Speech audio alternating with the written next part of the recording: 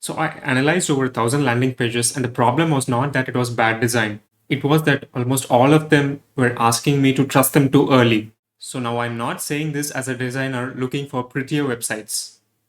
I built online businesses myself, and in the last few months, my own products have generated over $150,000 in revenue, and Famewall itself serves over 10,000 plus users just as we're speaking right now. So landing pages are not exactly a design exercise for me. They directly impact my revenue. And because of that, I've spent years trying to find out what makes people trust a website enough to make them click, sign up, book, or buy. So for this video, I went over 1,000 landing pages and looked up for just one thing. Would a stranger trust this enough to take the next step? Now, as a first-time visitor, this is what I realized. Some pages made the offer obvious in the first 5 seconds. Some made me decode what they actually did. Some had a stronger CTA but never actually explained what happens after I click on sign up. Some had social proof but had buried it deep down in their website where the buyer already had their doubts. So in the end, I will actually rate 5 pages in real time so that you can actually steal these results for your own website. Most landing page advice is useful, but it's always incomplete. Better headline, better CTA, shorter copy, and cleaner hero. All of that can actually help. But the buyer isn't just asking what your business does. They're actually running a couple of questions on their mind. And it is your duty as a business owner to actually help them resolve their doubts and convert them into a customer. These are the questions that are running in their mind. Can I actually understand this? Is this actually for me? Has it worked for anyone real? What could go wrong? What happens after I click? So solving all these questions is the real job of a landing page. Not just a shiny object which sits on a domain, and not to look impressive either. The fundamental aim of a landing page is to reduce buyer risk. So the first thing that I noticed during my analysis was pretty simple. Some pages made me understand the offer pretty quickly. Others made me work real hard. A page can look modern, but it can still create confusion. If the first screen is going to say 5 things at once, the buyer has to choose what to see first. If the copy sounds too strategic but vague or ambiguous, then the buyer has to figure it out in their head. And every bit of figuring out is going to create friction. Compare that with a page like Linear. It says the product development system for teams and agents. You know the category, you know the buyer, you know whether to keep reading. Same goes with Shopify. The page keeps bringing you back to a simple outcome. Start, run, and grow an online business. It is not trying to make the buyer decode any special metaphor. It is trying to remove the confusion and make the next step obvious. That is actually the first step of a landing page. Not to impress the visitor, which we pretty much tend to forget. You have to make them feel, okay, I understand what this is. But understanding the product is not enough. The next question is more personal. Then there is a different problem. Sometimes I understand the product, but I'll still not know if it's meant for someone like me.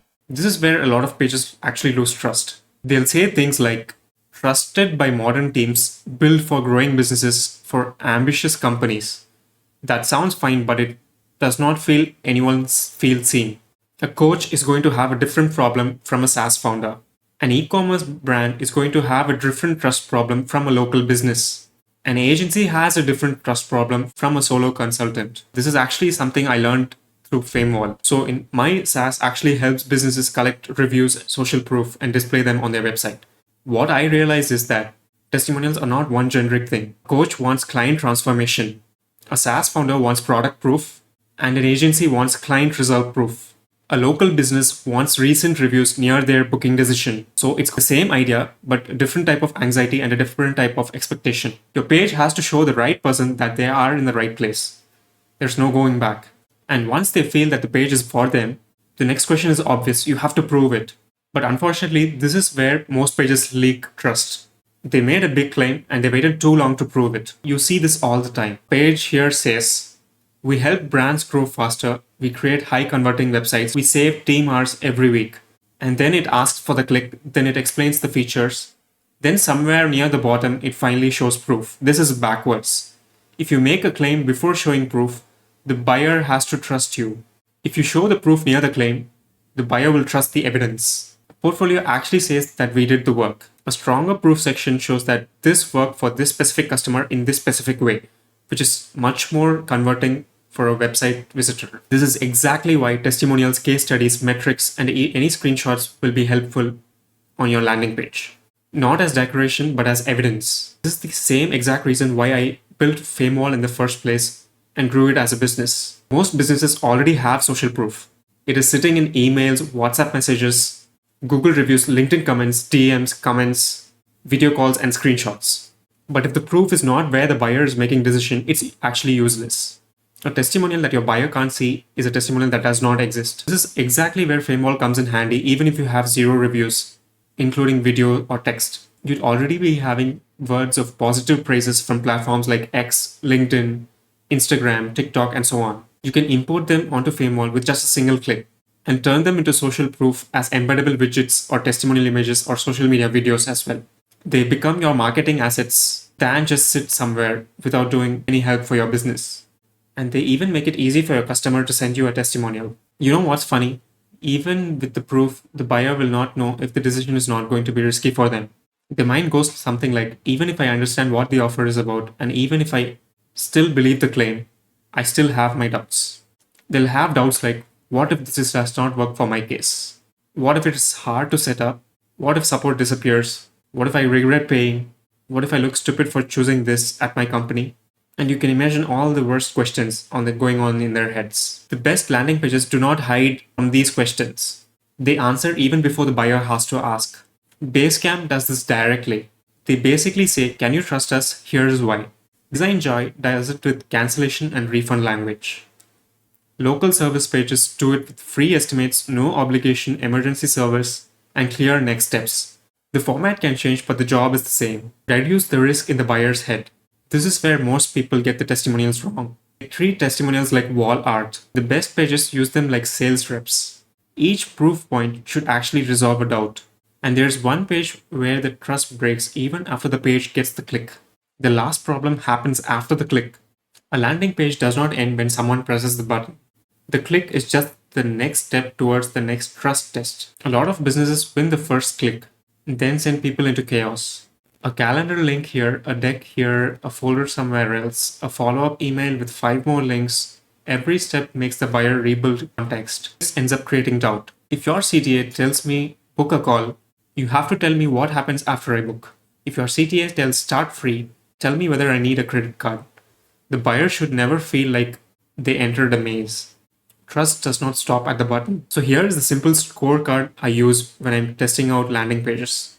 Can I understand this in 5 seconds? Does it feel like it is for someone like me? Do I see real evidence near the claims and they're not just exaggerated claims? Are my doubts answered before I even ask? Does the next step feel safe? So you basically score for each criteria from 1 to 5. If your page scores under 15, don't redesign it yet. Fix the trust gaps first. Because if people do not trust the offer, a prettier page will make it only more expensive. Let me show you what this looks on real pages. Linear is strong because the first screen does not make you work hard. The product development system for teams and agents tells me the category, it also tells me the buyer. The improvement I would make is make the proof appear closer to the hero section above the fold, because right now it's buried a bit down where you have reputed companies using their product. And they also seem to have social proof at the bottom. I think it could be improved if it was pushed topmost section.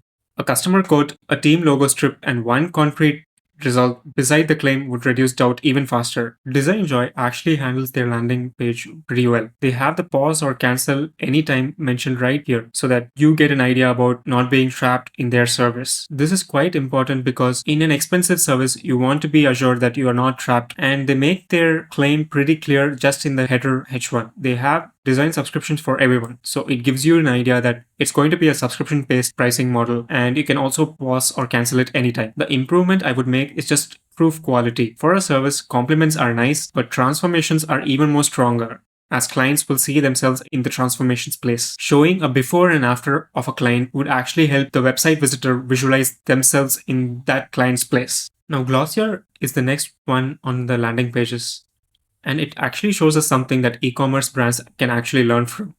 So the proof here, as you can see, is not just reviews. They actually try to tell us stories over here. That matters because fragrance is hard to explain with specs. The buyer risk is emotional. Will people actually like how this smells on me? Proof answers that risk with real moments. For e-commerce, reviews should reduce the actual anxiety that buyers face. Glossier does a pretty good job of having a visually stunning landing page with a lot of product offerings on their page, and along with small micro stories on each of their testimonial reviews and stories. Now, Client Boost is pretty strong because it does not say we just grow brands. If we scroll further down, we can see a grid over here. So it shows a growth grid with revenue gain, investment, speed, and priority. This actually makes the agency promise feel more concrete. But the risk gap for agencies is always repeatability. Can you do this for my business versus just one client? So what I might do is just add social proof just below the CTA. So they've done a pretty good job having reviews below their fold, and you can see video testimonials embedded on this place. So this adds social proof just without me playing the video as a website visitor. And once I play the video testimonial, it gets pretty much easy for me to convert. So they've also mentioned that we've got unlimited reference for you to talk to. And this actually helps me resolve more doubts as I'm scrolling through the landing page. What's even more neat is that they also have logos of companies embedded on this particular section.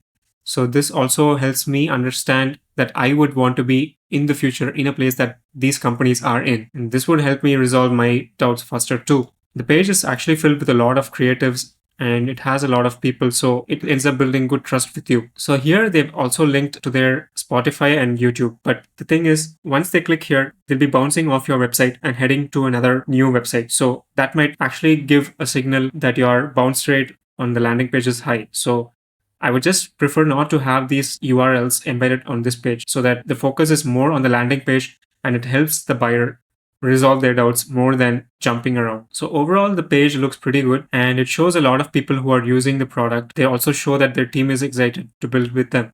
So the next website here, this is one of the cleanest local servers examples that I've ever seen. They have the hero H1S, we make junk disappear. All you have to do is point. This is extremely clear and the page also reduces risk immediately. There's also furthermore clarification that no credit card is required to start right off the bat. This is a free estimate. There's no obligation for the user to enter anything over here. And the journey seems pretty obvious. So you schedule your appointment, get a free estimate, point and watch your junk disappear. So it gets me to resolve my doubts quicker because I can see the steps and I don't think that requires much effort. They remove the exact doubts that someone has before booking a home service. So this is what I think most landing pages miss, and 1-800-GOT-JUNK does it pretty well. And so next, let me do a self-audit on my own website, which is famewall.io. So on Famewall, product is about collecting and displaying testimonials. That means the page has to prove two things quickly. One, people can collect testimonials without making it awkward. So I would not only ask, does this page look good? I would ask, is the strongest social proof close enough to the claim? That's what I did with this particular avatar widget embedded on top below the CTA, so that right off the bat, customers know how many businesses use this product. And then there's also a mention that there's no credit card and the product has a free plan, so that it resolves your doubt about having to enter your credit card to use the product. And just below the fold, I have a live demo on the page. And there's a lot of social proof as you scroll down. There's also a before and after section so that it shows you the transformation. And this landing page actually has a good landing page conversion rate for a SaaS, which is around 5 to 6%. I optimized this landing page after multiple trials, and this one was working best. So there's a lot of social proof. Since I have to dog food my own product, I use every widget here collected and displayed using Famewall itself. So the next on the landing pages we have is Quince, and this is actually an e-commerce niche. So e-commerce pages have a different trust problem. The buyer is not only asking, do I like this product? They're asking, will it look like the photos, or is the quality good enough? They have a lot of doubts like, what if the size is wrong? Will it fit me correctly? Can I return it without a fight? So this is why product pages need a lot of social proof. So they've done a pretty good job having different sizes over here and giving you a size chart and also a measuring guide to help you quickly see if this would fit yourself. And the page is neat and not too much cluttered over here.